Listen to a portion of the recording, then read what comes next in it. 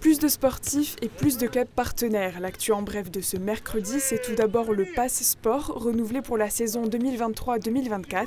Ce dispositif, lancé en 2021 par le gouvernement, permet aux jeunes âgés de 6 à 30 ans de bénéficier d'une réduction de 50 € sur l'achat d'une licence sportive lorsqu'ils sont boursiers ou perçoivent l'allocation d'adulte handicapé.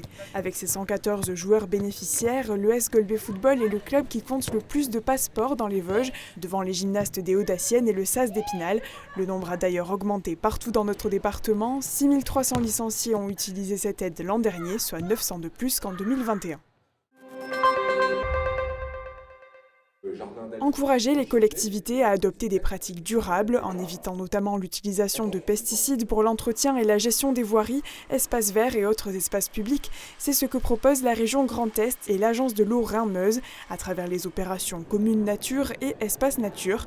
Mardi avait lieu à la rotonde de Thaon-les-Vosges la cérémonie de remise des distinctions 1, 2 ou 3 libellules qui traduisent un engagement responsable et volontaire qui va au-delà des nouvelles obligations réglementaires imposées à tous, telles que la loi Labbé. Cela passe par la suppression des produits phytosanitaires, une démarche de préservation de la biodiversité ou encore une mise en place d'une gestion économe de la ressource en eau. Dans les Vosges, 12 communes obtiennent ou conservent le niveau 1 libellule, 6 le label 2 libellules et enfin 6 le plus exigeant, le 3 libellules.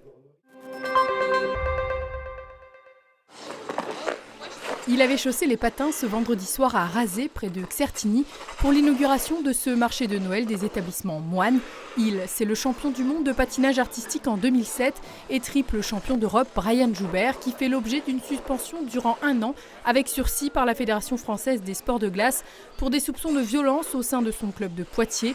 Il a d'ailleurs fait appel de la décision. Ce vendredi soir, le patineur était présent au titre d'ambassadeur de Synerglace, leader français de la location de patinoires. Une 3e édition pour le marché de Noël de Razé qui prend chaque année plus d'ampleur. Cette fois, ce sont une trentaine d'exposants, producteurs et artisans vosgiens qui y donnent rendez-vous tous les vendredis, samedis et dimanches soirs jusqu'au 24 décembre.